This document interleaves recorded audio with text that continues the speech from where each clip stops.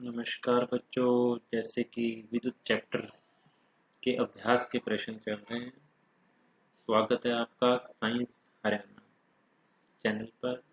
इस चैप्टर के notes sciencehariana.com पर उपलब्ध हैं। डिस्क्रिप्शन बॉक्स में लिंक है, आप वहां से डाउनलोड कर सकते हैं। बच्चों, चैप्टर विद्युत यानी इलेक्ट्रिसिटी, इस चैप्टर के लगभग टॉपिक्स करने के लिए आपको सबसे ज़्यादा जरूरत पड़ती है ओम्स लॉ की। ओम्स लॉ क्या है बच्चों? ओम का नियम V बराबर आई आर।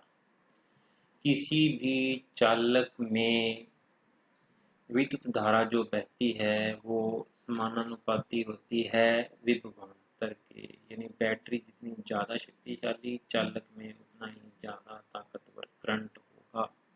और बराबर का निशान में हम क्या लगाते हैं? आर, स्थिरांक। आर है प्रतिरोध, चालक का प्रतिरोध। प्रतिरोध क्या होता है? धारा का विरोध। धारा के प्रवाह के विरोध को प्रतिरोध कहते हैं। तो पाठ्य पुस्तक के प्रश्न चल रहे हैं बच्चों, लगभग हमने ये प्रश्न कर लिए हैं पिछले लेक्चर में। अब हम चल रहे हैं आगे। श्रेणी क्रम में संयोजित करने के स्थान पर वैद्युत युक्तियों को पाशरों क्रम में संयोजित करने के क्या लाभ हैं? बच्चों, बड़ा इंपॉर्टेंट क्वेश्चन। ये क्वेश्चन आगे फिर आएगा कि घरों में जो सारी युक्तियां लगाई जाती हैं पाशरों क्रम में क्यों लगाई जाती हैं, श्रेणी क्रम में क्यों नहीं लगाई जाती? श्रेणी क्रम में बच्चों, ऊपर ये सर्किट हमारे ये पाशरों क्रम है। पाशरों क्रम में करंट बढ़ता जाता है, विभवांतर एक जैसा है। तो होता क्या है बच्चों, अगर हमने सारी युक्तियां श्रेणी क्रम में जोड़ रखी हैं तो एक युक्ति खराब होते ही करंट आगे नहीं जा पाएगा, बाकी युक्तियां नहीं चलेंगी। पाशरों क्रम में ऐसा नहीं होता। अगर एक युक्ति खराब भी है तो धारा को चलने के लिए अलग रास्ते उपलब्ध रहते हैं। दूसरी बात यह है कि इसमें हमें अलग अलग धारा, सभी युक्तियों को समान विभवांतर मिलता है, इसलिए भी यह हमारे लिए फायदेमंद है। तीसरा फायदा ये है कि पाशरों क्रम में प्रतिरोध कम हो जाता है हमारा ओवरऑल, और श्रेणी क्रम में प्रतिरोध बढ़ता जाता है जिससे करंट कम हो जाएगा। तो ये तीन फायदे हैं बच्चों, इनको आराम से ध्यान से पढ़ना। सबसे पहला तो यही ध्यान रखना है कि अगर एक युक्ति खराब हुई श्रेणी क्रम में तो आगे की युक्तियों में करंट नहीं जा पाएगा। प्रश्न चौथा, 2 ओम, 3 ओम और 6 ओम के तीन प्रतिरोधों को किस प्रकार संयोजित करोगे कि कुल ओम 4 ओम बन जाए कुल प्रतिरोध, या 1 ओम? तो 4 ओम के लिए जैसा कि देखो बच्चों परिपथ दिखाया है, पहले 6 और 3 ओम को हम लगाएंगे पाशरों क्रम, और उनका तुल्य प्रतिरोध क्या आ जाएगा? 1/6 प्लस 1/3 करके प्राप्त होगा, 3/6। लेकिन आरपी जो इन दोनों का तुल्य प्रतिरोध है, हमें कैसे प्राप्त होगा? इसको उल्टा करके, यानी कि 6/3 बराबर में 2 ओम। फिर एक जो तीसरा प्रतिरोध इन्होंने दिया है 2 ओम का, हम क्या लगाएंगे? श्रेणी क्रम में, और हमें उपलब्ध हो जाएगा 4 ओम तुल्य प्रतिरोध। उसने दिए थे 3 प्रतिरोध, उससे हम प्राप्त करना चाहते हैं एक 4 ओम प्रतिरोध। कैसे? अगले प्रश्न में कहता है कि 1 ओम प्रतिरोध के लिए क्या करोगे? तो 1 ओम के लिए क्या करेंगे? हम तीनों को पाशरों क्रम में लगा देंगे। तो यहाँ देखो बच्चों, 1/6 प्लस 1/3 प्लस 1/2, 6 लघुत्तम, 1 प्लस 2 प्लस 3 का जोड़ भी 6 बन जाएगा, तो वापिस 1, 6/6 1। बच्चों फिर मैं याद दिलाना चाहता हूँ एक प्रश्न कि पाशरों क्रम में लगाए गए तीनों प्रतिरोधों में जब तुल्य प्रतिरोध देखेंगे तो सबसे कम प्रतिरोध जो होगा उससे भी कम होगा। इस सवाल में सबसे कम प्रतिरोध क्या है? 2 ओम। तो इसलिए हमारा तुल्य प्रतिरोध क्या है? 2 ओम से भी कम आएगा, जो कि 1 ओम है। तो ये बात ध्यान रखनी बहुत जरूरी है। अगला प्रश्न, 4 ओम, 8 ओम, 12 ओम और 24 ओम प्रतिरोध की 4 कुंडलियों को किस प्रकार संयोजित करोगे अधिकतम और निम्नतम प्रतिरोध प्राप्त हुए? अधिकतम के लिए बच्चों हमें क्या करना होता है? हमको सभी को श्रेणी क्रम में जोड़ना होता है। इसी बात है।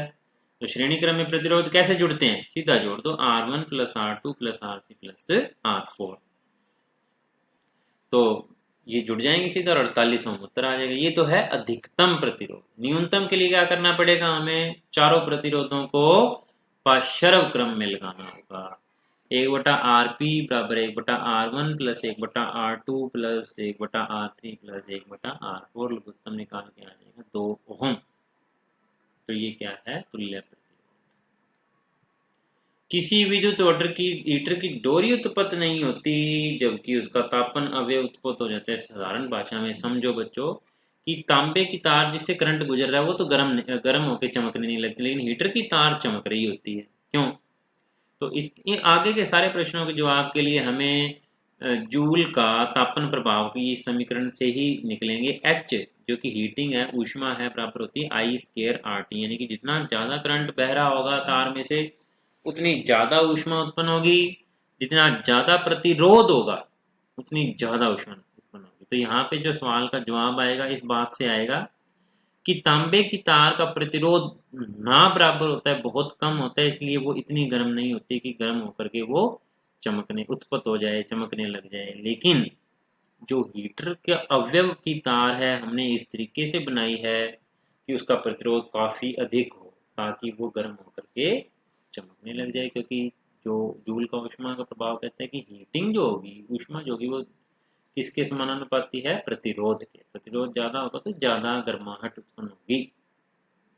अगला प्रश्न, 1 घंटे में 50 वोल्ट विभवांतर से 96,000 कूलम आवेश को स्थानांतरित करने में उत्पन्न ऊष्मा प्रकलित कीजिए।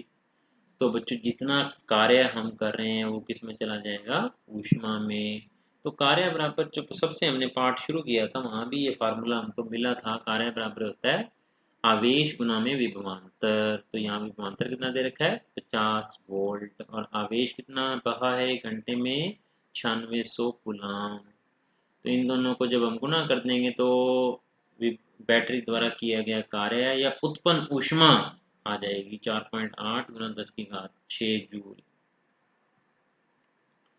अच्छा बच्चों, एक 20 ओम का प्रतिरोध का कोई विद्युत स्त्री 5 एम्पीयर विद्युत धारा लेती है।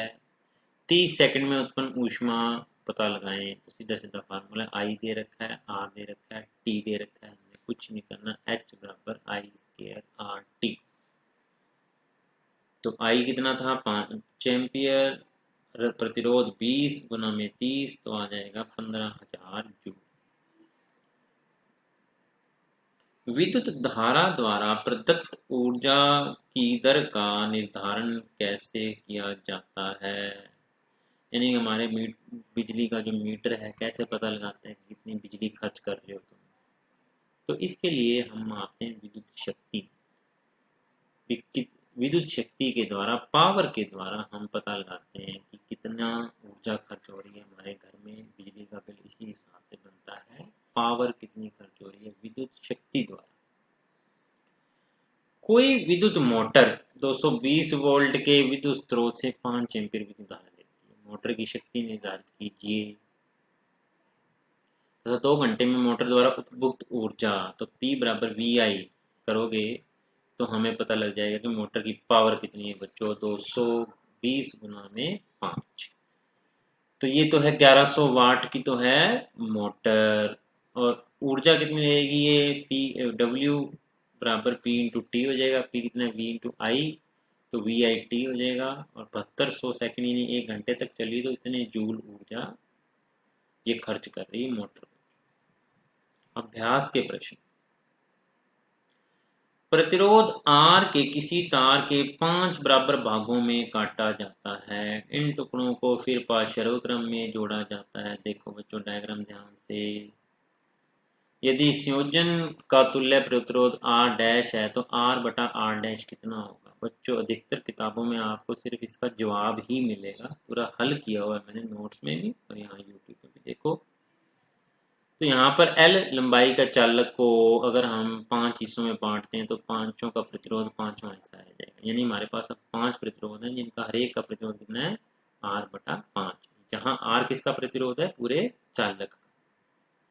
अब हमने इन पांचों चालकों को पाशर्व क्रम में लगाया है तो देखो बच्चों 1/R1 प्लस 1/R2 सूत्र बड़ा काम आएगा। 3 ही सूत्र इस पूरे लगभग पाठ में काम आए हैं। V बराबर IR वाला, श्रेणी क्रम में RS R1 plus R2 plus R3, पाशर्व क्रम में क्या करते हैं आप? 1/R1 plus 1/R2 plus 1/R3। तो यहाँ पर 5 प्रतिरोध पाशरों क्रम में है, तो मैंने लघुत्तम ले लिया R 25/R। और जब हम तुल्य प्रतिरोध निकालेंगे तो उल्टा करना पड़ेगा, R डैश बराबर आ जाएगा 25। तो R/R डैश पता लगाना था, तो 25। अतः उत्तर क्या आ जाएगा हमारे पास, D, R/R dash. R dash क्या आती है, नया तुल्य प्रतिरोध। निम्नलिखित में कौन सा पद विद्युत परिपथ में विद्युत शक्ति को निरूपित करता है? 3 करते हैं, एक नहीं करता। आई स्केयर आर भी करता है, आई आर स्केयर नहीं करता बच्चों, यानी कि हमें पता तो लग ही रहा था। P इक्वल टू वी आई होता है विद्युत शक्ति। जब हम V की जगह आई आर भरेंगे तो ये हमारे पास 3 सूत्र मैंने तीनों लिख के दे दिए हैं, लेकिन आई आर स्केयर सूत्र किसी तरीके से नहीं बन रहा, तो इसलिए ये जो है विद्युत शक्ति को नहीं दर्शाता। बहुत काम का सूत्र है बच्चों, कई सवालों में काम आया है। किसी विद्युत बल्ब का अनुमंतक यानी कि उसके ऊपर लिखा होता है रीडिंग भी 220 वोल्ट 100 वाट है। जब इसे 110 वोल्ट की बैटरी से लगाया तब इसके द्वारा कितनी शक्ति खर्च होगी? तो बच्चों पहले हम इस बल्ब का प्रतिरोध पता लगाते हैं। P, क्योंकि जब हम कैलकुलेशन करते हैं P बराबर V²/R। दूसरी स्थिति में P भी बदल गई, V भी बदल गया, लेकिन R नहीं बदला, इसलिए हमें पहले R पता लगाना पड़ेगा।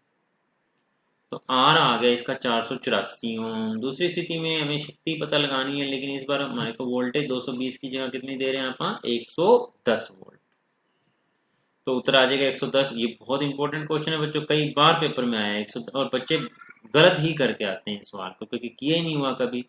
110 गुना 110/484 25 वाट, यानी कि पहली स्थिति में वो शक्ति जो प्रतिरोध था 100 वाट का बल्ब अब शक्ति कितनी कंज्यूम करेगा, 25 वाट। दो चालक जिनके तारों की लंबाई व्यास सब एक जैसा है, लेकिन परिपथ में श्रेणी क्रम में फिर पाशर क्रम में जोड़े गए, तो उनके प्रतिरोधों का जो प्रतिरोधों का नहीं बच्चों, उनके द्वारा श्रेणी में ऊष्माओं का अनुपात पता लगाना है। तो बच्चों अगर प्रतिरोधों का अनुपात होता तो सीधा हम RP/RS करते, लेकिन यहाँ पर पहले इनको सीरीज में लगा के इनकी प्रतिरोध जोड़ के, क्योंकि देखो हर बार दोनों बार V वोल्ट की बैटरी से ही जोड़ा है। तो पहले स्थिति में जो ऊष्मा उत्पन्न हो रही है I1² R1T, और I1 जो कि विद्युत धारा है वो कितनी हो जाएगी, V/2R। अभी हमने V बराबर IR ओम की नींव से पता लगाया है। दूसरी स्थिति में I2 करंट है, R2 प्रतिरोध है, क्योंकि देखो बच्चों दोनों परिस्थितियों में करंट भी बदला है और प्रतिरोध भी बदला है, समान समय के लिए बहाया गया। तो दूसरी स्थिति में हमें प्रतिरोध पता लगाना होगा, R/2 है प्रतिरोध, क्योंकि दोनों पाशरों क्रम में है, तो 2V/R।